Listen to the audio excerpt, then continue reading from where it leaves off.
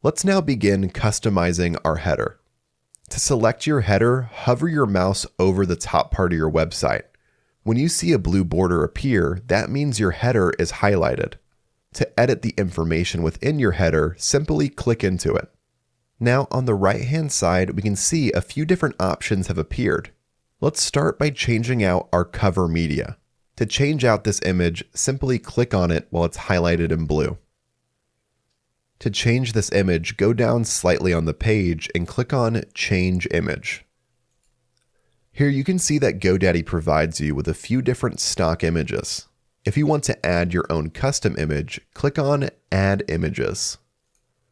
Now I can choose my photography website header image.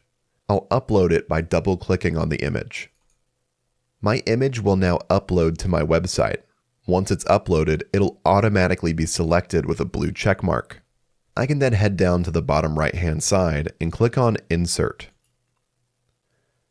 Now back on my website, my header image has changed. Back on the right-hand side, you can choose how you want to fit this image into your website's header. You can choose to change it to black and white, and add an image description. Adding a proper image description can help with your SEO search results. And if this image decides to not upload for a viewer on your website, the text in your image description will load instead. Once you're done here, navigate to the top and click on Done. With our header still selected on the right-hand side, we can change a few different options. We can change the background color. We can change the alignment of our website's header. We can choose to add a promotional banner to our website. You can do this by clicking into Promotional Banner and clicking on Show Promotion.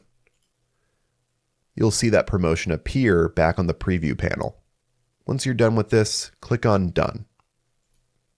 Next, we can choose to alter the headline and paragraph text on our header. I'll change my headline to read, "Book your studio session today." And then I'll change my paragraph text to read, "Accepting new clients." Finally, you can choose to add your phone number to your header as well.